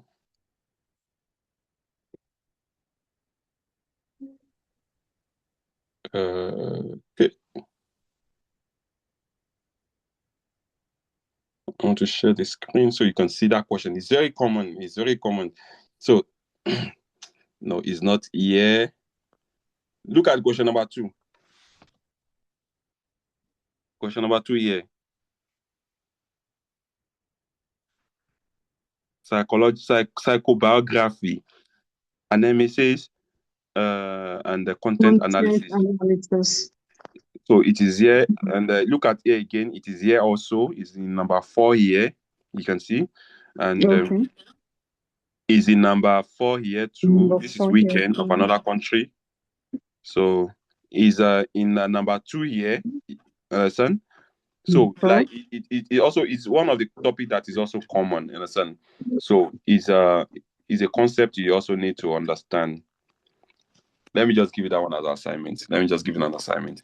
So go and read that part. Go and read that part. Understand? That part explains to us why do you need to understand the biography of a leader. Explain to why do you need to know the biography of a leader. Me as a person, what I do is I'm very crazy in my own way of thinking. When they nominate all these ambassadors, I went to go and check their biography to understand what did they study in school, which school did they go, where did they work. Listen, me, that is my own way of doing things. I will try to know the biography of them to know if I'm doing the right thing, if I'm on the right path.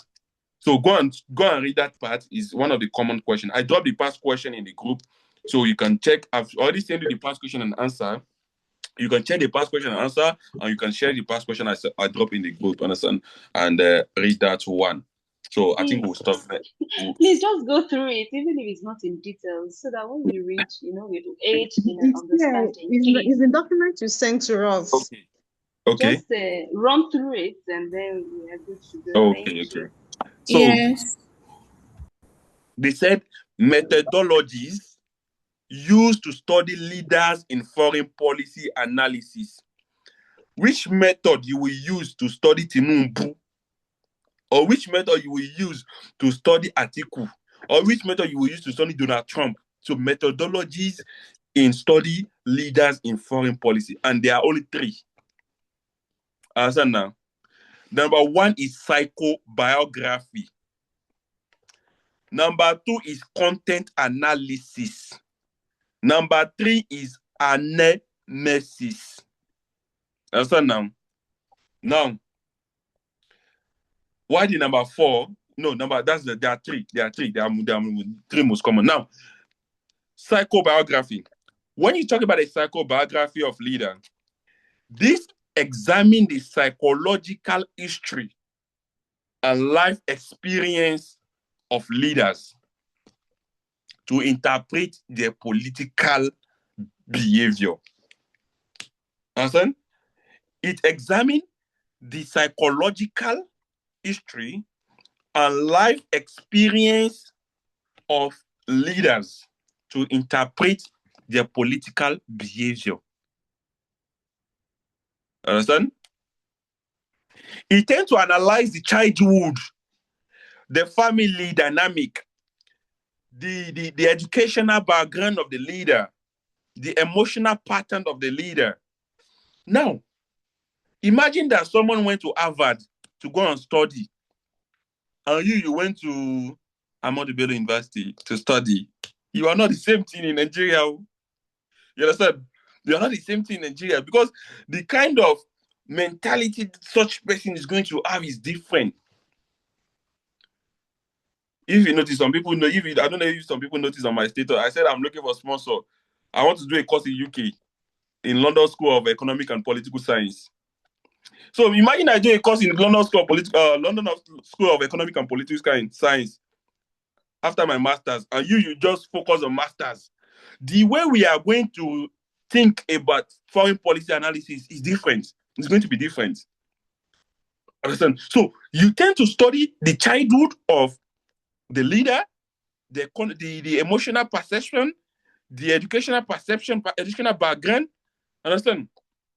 A leader that grew up in a polygamous family and a leader that grew up in monogamous family, yeah, it work. So they are different. The way they are think, the way they will think, they are different. Like we now polygamous family, now war for war, now fight for fight. So we that grew up in polygamous family, we believe that we must fight for anything we want to gain in this life. Anything that I get today, I fight for it. I know they depend on Papa or Mama. That is so. Yeah. What? You want to say something?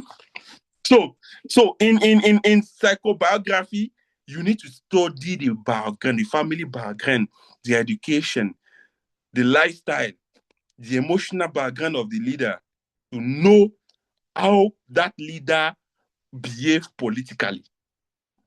Understand? So it helps us to understand the personal trauma of leader. Understand? The ambition of leaders.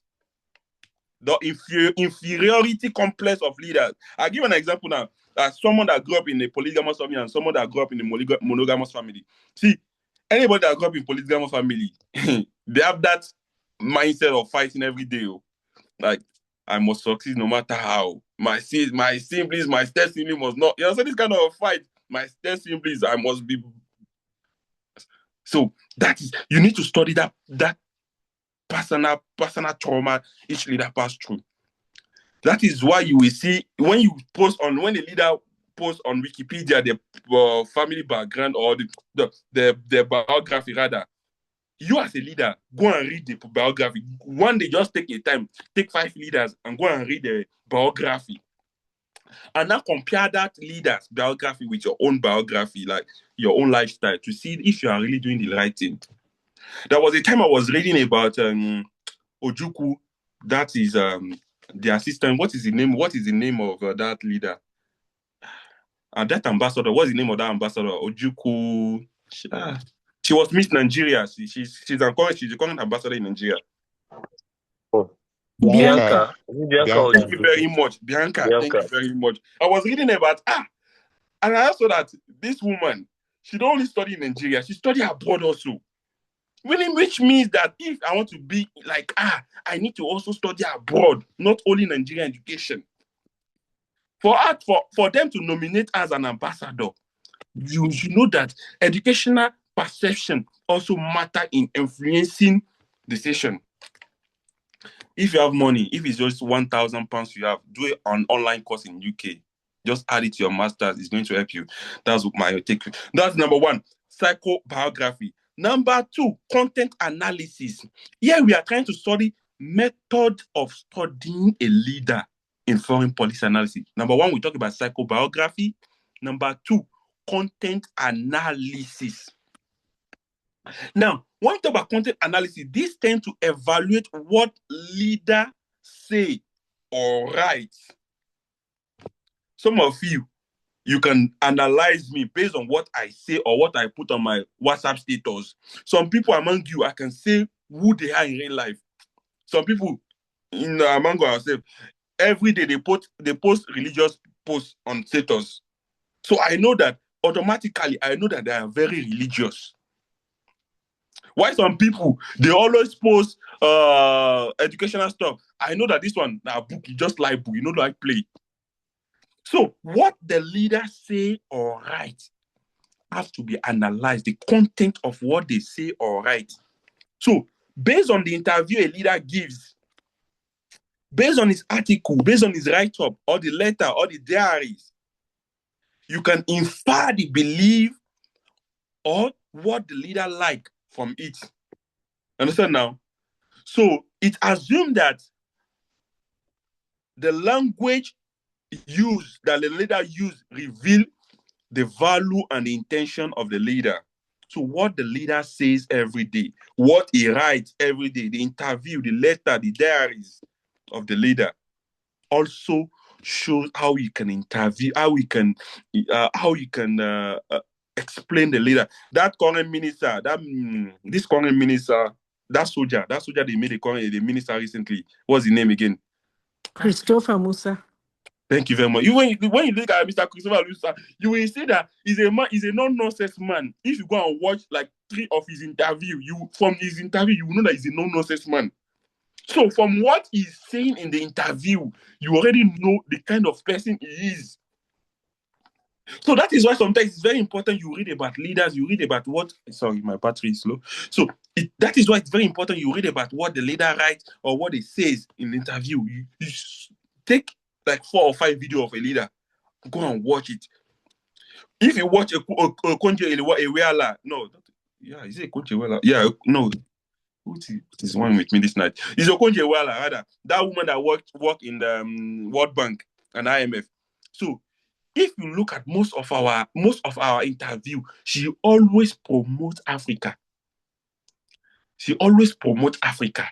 So based on what the leader says or what the leader writes every time, you can know the kind of personality, the kind of person that leader is. Understand? Why the last one is anamnesis. I don't know how to pronounce it. Anamnesis. Anamnesis. This anamnesis is very structured. Understand now? It's very structured. That one, it doesn't focus only on psychobiography or the content only. That one is very structured. It tells us what we can do to study a leader perfectly, comprehensively. Understand? So the analysis on is that it's a structured and comprehensive psychological profile, profiling a leader, structure psychological profiling of a leader. Understand? So it helps you to develop. It was developed by a leader, and his name is Gerald. Gerald. So now, in this MSc, there is 14 you need to consider before you analyze the leader or before you study a leader. There is 14 you need to consider. Listen, number one thing you need to consider: leader personal and family background. The personal background and the family background. That is number one. Number two, leader personality, emotion, and his habits. Some people, they will go to beer parlor. They every day, every Sunday, every Friday. Once they are done with work on Friday, they must enter beer parlor. You just know, say, if you want to poison him, go and wait for him in that beer parlor that Friday after work. So you need to study that part also. I think a leader in Nigeria was killed because they studied that every Friday he just removed anything from his body that he has to protect himself every Friday, and he was killed on Friday. So you need to study the leader's pattern, the belief, the personality, the emotional stability, or the habit of the leader. That is number two. Number three, under this one, is that the leader's substantial belief about power, about security, and his ideology. What is the belief of that leader you want to study? What is the belief of the leader in terms of power, in terms of security, or ideology? Like our current minister, that is a soldier now, that current minister, you see that his belief regarding all these Boko Haram or banditry is that we should crush them. We should crush them. We should not pity them. We should not negotiate safe. Because before, we like to negotiate. America doesn't negotiate with bandits. They don't negotiate with terrorists. America don't negotiate with them. It might be wicked, but we don't need to be negotiating with all these people. So if you want peace, if you want them to change you, we don't need to be negotiating. But if we tend to be negotiating every time, that is our problem. But I'm not sure negotiation is the key here. They kill our brothers and our sisters every day, and we are negotiating with them every time, and it doesn't solve things. If it's not solving, let's solve. So the last one under this one is that theory, right? What do you say? Your judgment is based on realism now, not No, my brag. judgment is that no negotiation, no negotiation. Seriously. No, now we've negotiated. Sheikh Gumi has already tried enough to negotiate. And a lot of leaders have negotiated with them, but negotiating is not solving things now. Let's try one time, maybe 2 months. We should try to crush them for 2 months and see if things will not change.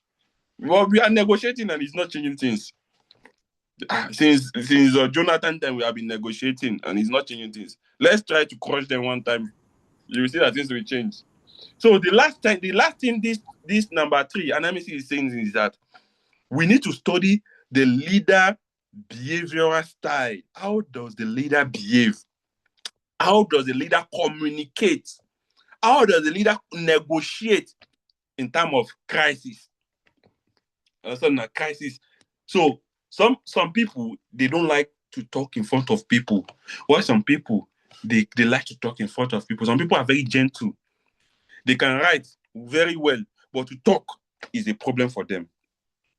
So you need to study that part also. So these are the 3 methodologies to study a leader in foreign policy analysis: the psychobiography, the content analysis, and the analysis. So these are the 3 you need to put into consideration. What is the time? 10 minutes. Okay. So this is the end of our tonight class. I should continue. Me, I will continue. Me, I don't have. Sorry, can you repeat the first one? Yes. What? Sir, can you repeat the fourth one where you said this? Study the leader's behavioral style and what? The communication, how the leader communicates. Okay. And the negotiation, how the leader negotiates. Okay. In terms of crisis management and crisis management. See, I think we all heard about this man, Martin Luther King. I had a dream. Martin Luther King. You see, that speech, I had a dream, is still powerful, up to date. Obama used it. Obama used it when he was in his campaign. Listen, so some leaders are very powerful when they speak. Listen, why some leaders, when they are not good in speaking, they just give them speech and they read. Listen, some of us, if they give us speech, we put the speech, we push it down, and we talk. But some people, they will be reading word for word. Listen, so you will see it in some of our teachers.